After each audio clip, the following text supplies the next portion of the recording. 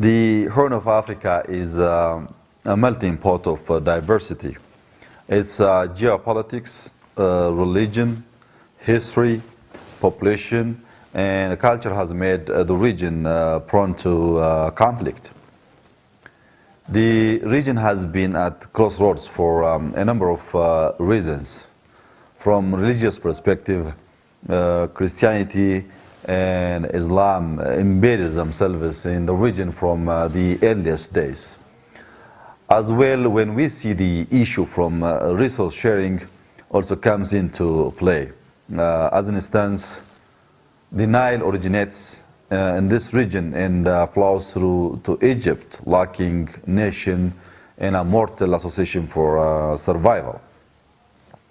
As a result, these differences have allowed outsiders to play global proxy politics in the geopolitical orientation in the global arena.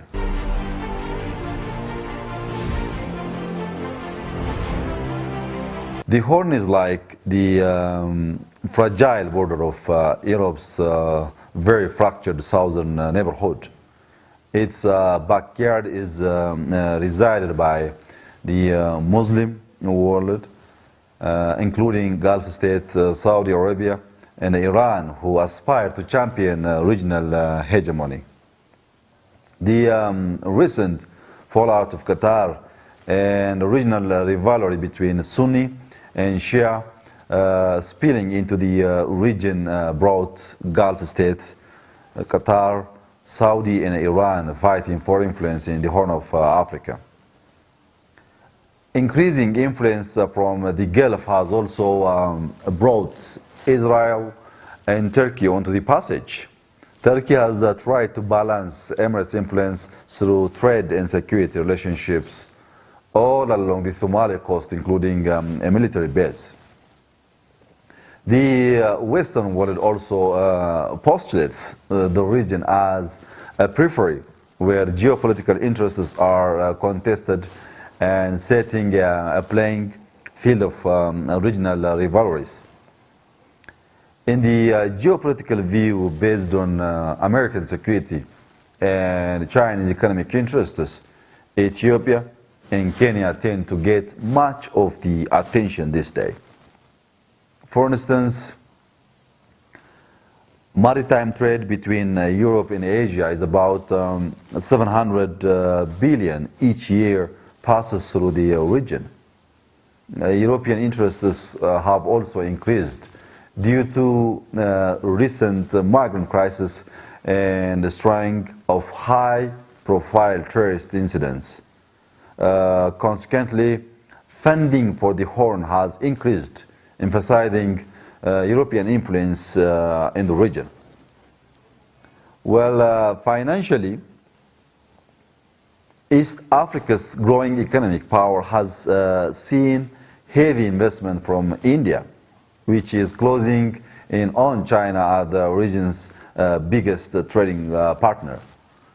We also consider America and Europe as a major partner in trade alongside more specialized interests, such as the Israel involvement, intelligence and security matters, and the Russian arms trade and the security sectors.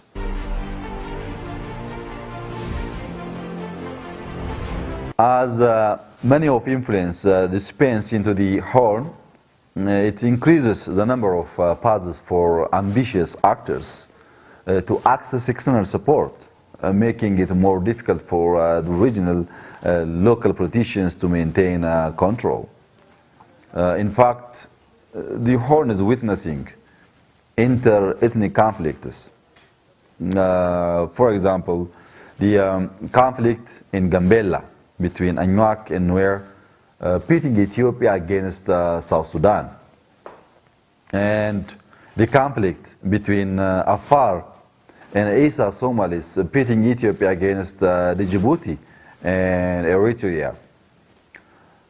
As well, the conflict between Borana Oromos and Gauri, Somali, pitting Ethiopia again, Kenya and Somalia against each other is also another recent case. Conflict among Ogaden and other Somali clans, pitting Ethiopia against Somalia, also falls within recent memory. So what's worse, interesting conflicts are aggravated by proxy powers like the ever-changing loyalties of the Somali federal government and other in the region tied to financial and strategic interests are influenced by Saudi Arabia, Qatar, Iran, and Turkey. Another instance is UAE's desire to acquire the port of Berbera, influences separatists in Somalia, including Puntland and Somaliland. And just recently, the role of Gulf states and Saudi in the Yemeni conflict that involves Sudanese military, along other, has intensified regional stability. This conflict can have a destabilizing effect in the region by disrupting the regional balance of power as countries in the Horn decide to lean on the support on external powers one after another.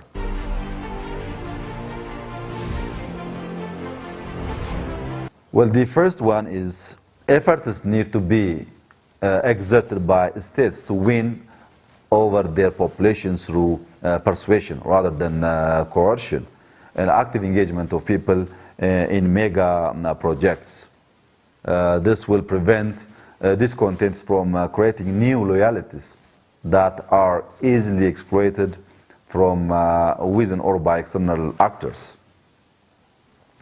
Another action that needs to be overturned is a mix of poor governance, mutual destabilization, and external intervention into a righteous cycle of participatory government, a regional integration that focuses on building a regional economic market, and thus a region that can negotiate on its behalf with the outside world rather than retail its interests to the first buyer.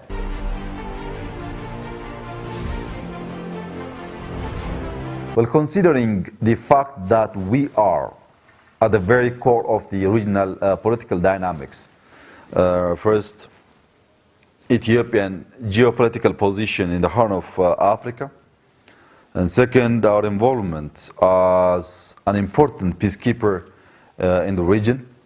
Third, our leverage on shared water resources like the Nile, Shabelle, Omo, and others. And the fact that Ethiopia is a unique mix of regional and global religious, or ethnic dynamism. The way conflicts and cooperation is solved will be closely watched by the world. We need to acknowledge the elephant is in the room. These emerging actors like UAE, Turkey, Iran, and others. So we need a foreign policy orientation that moves in tandem with domestic political evolution through a paradigm shift of economic and political interests, through policy action, dynamic towards unpredictable and incisive diplomacy. We need to understand and conceptualize the critical matrix that include all the regional players. We need to take into consideration regional tensions like unresolved border conflict between Ethiopia and Eritrea. Also power projection by proxy forces like Ethiopia and Egypt competing to shape the future of Eritrea, Somalia, and most probably South Sudan, as well as a competition or cooperation for shared cross-border resources such as the Nile. So this policy orientation might give us a base to understand the situation and to take action to resolve all problems. Thank you very much.